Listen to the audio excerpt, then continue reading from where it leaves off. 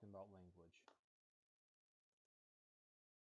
Languages are spoken, written, or signed words in the way we combine them to think and communicate.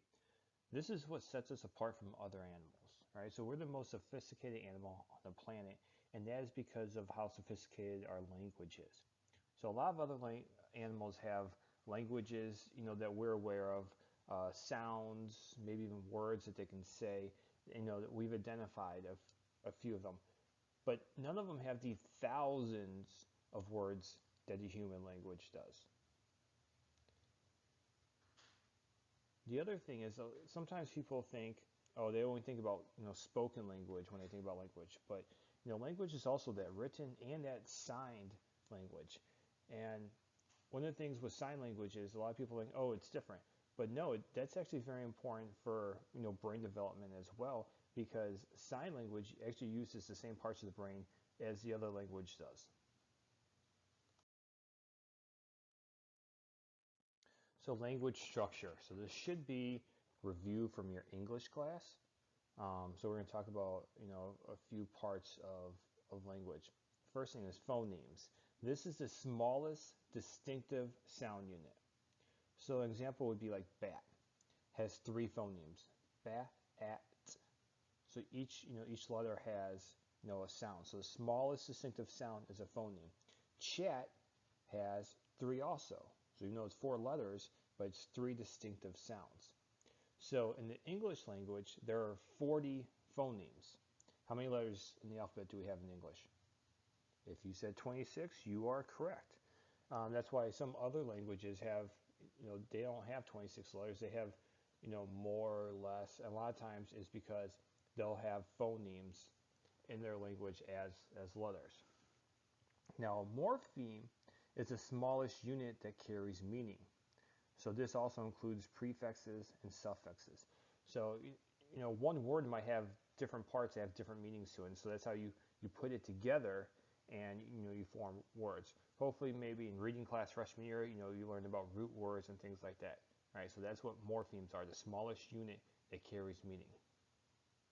Grammar is a system of rules that enables us to communicate with and understand others. So this is if you're typing on, like a Word document, a lot of times maybe you see like a little red line or something. And that could be because your grammar is off, right? You're not following the system of rules for the English language or whatever language you happen to be typing.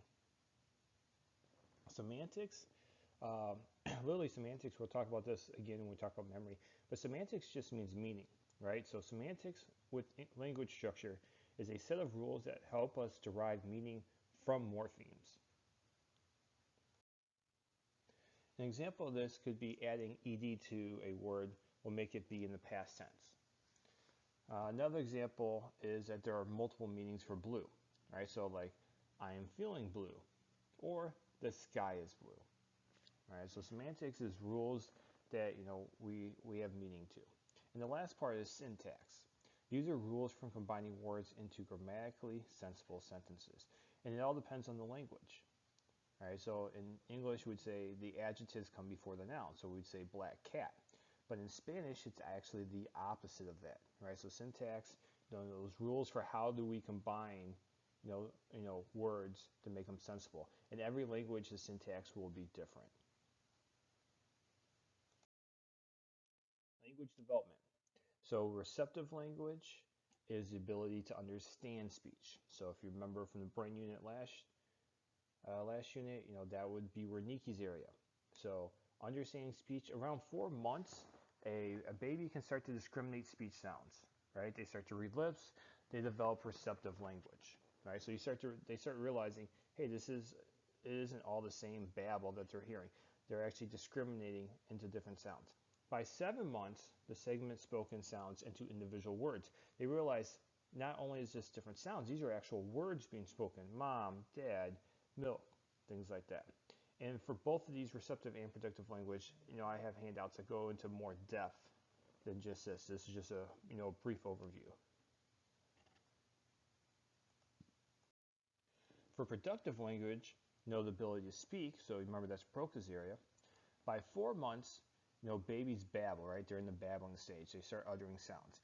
This is actually like the same language regardless of culture. So babies all around the world, they babble pretty much the same. Even deaf children babble. They tend to babble more with their hands, but they're still babbling, right? So that's pretty much universal around the world. By 10 months, though, you become functionally deaf to other languages. So you need to be exposed to language within the first 10 months for it to, I guess, be natural, right? Otherwise, you become functionally deaf. Doesn't mean you can't learn a language after that. It just isn't natural to you anymore. And the earlier, the better with learning languages.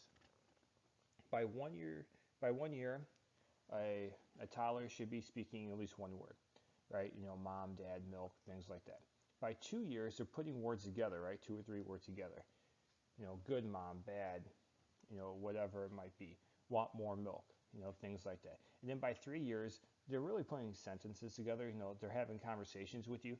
Now, they might not be the most sophisticated sentences or conversations, but they are, having, those conversations.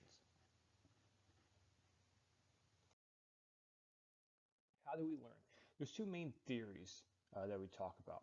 One will be nature, one will be nurture. So as I'm talking about this, think, which one's nature, which one's nurture. Skinner believed that language was developed through learning principles. The three learning principles he said were association, imitation, and reinforcement. So association would be like if someone's talking and maybe they're talking about the TV or the chair, and then the child starts realizing, hey, they're talking about that, so maybe that's called a chair, maybe that's called a TV, things like that. Imitation is where the child literally imitates whatever people around them say.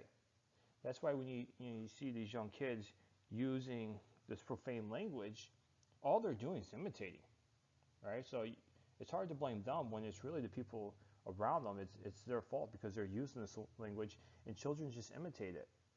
So whether it's in person or even on TV or in music, they're just going to imitate what they hear. The last thing would be reinforcement. So if a baby says, Mom, Dad, well, then the mom or dad are going to smile at them, say yay, right? They're giving positive reinforcement to that child.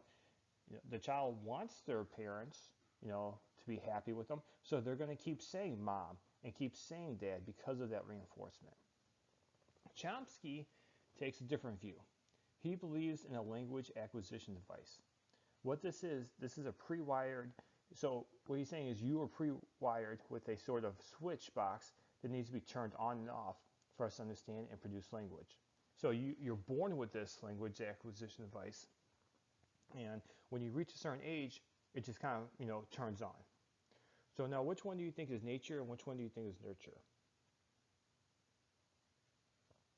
If you said Chomsky was nature, you would be correct, right? Because nature is you're born that way. So Chomsky believes you're already born with that pre-wire with that language acquisition device. Where Skinner believes you learn language from your environment, right? Which makes sense that why we speak different languages and things like that. Critical period, right? So we've already talked about critical period. When we talk about critical period with language, we're saying that you must be exposed to either a spoken or sign language by the age of 7 and cannot learn any other language if you haven't been exposed. After 7, even learning other languages is harder. So, like in the case of like Jeannie and other feral children, they really haven't been exposed to language. So with Jeannie, like they try to teach her language and she's learning simple words, but she kind of plateaus after a year. Same thing with Victor, right? The other feral child out of France. So they think they're going to learn language, but yet once you get past the simple, just kind of memorizing words, they never learn like this, the semantics, the grammar, the syntax of a language. They don't truly learn language because they weren't really exposed to it. So that's the critical period that they found. And even learning other languages, that's why you want to start as early as possible, because the earlier you are, the easier it is to learn a language. The last slide, the brain and language is just a little review. So we've talked about how Broca's area is the ability to speak, right? The ability to speak. And if you have aphasia to the Broca's area, right? So the last thing down here, aphasia, actually means impairment of language caused by damage to Broca's area or Wernicke's area. So if you have damage to Broca's area, right here, this is what this is that you can't speak words, but you can sing familiar songs and understand speech. So you might not be able to speak, but yet you can still sing, which is a little crazy if you think about it, but that's because singing is actually a different part of the brain. Wernicke's area is language comprehension and expression, like we've talked about. So if you have damage to Wernicke's area, or aphasia, is you can speak, but it's only meaningless sentences. Right? So we've talked about Broca's area and Wernicke's area before. Just make sure you know what aphasia is, right? That is impairment of language caused by damage to the Broca's area or Wernicke's area. Usually the damage is caused by like a stroke. Sometimes it could be an accident to the head, like in a car accident or something like that.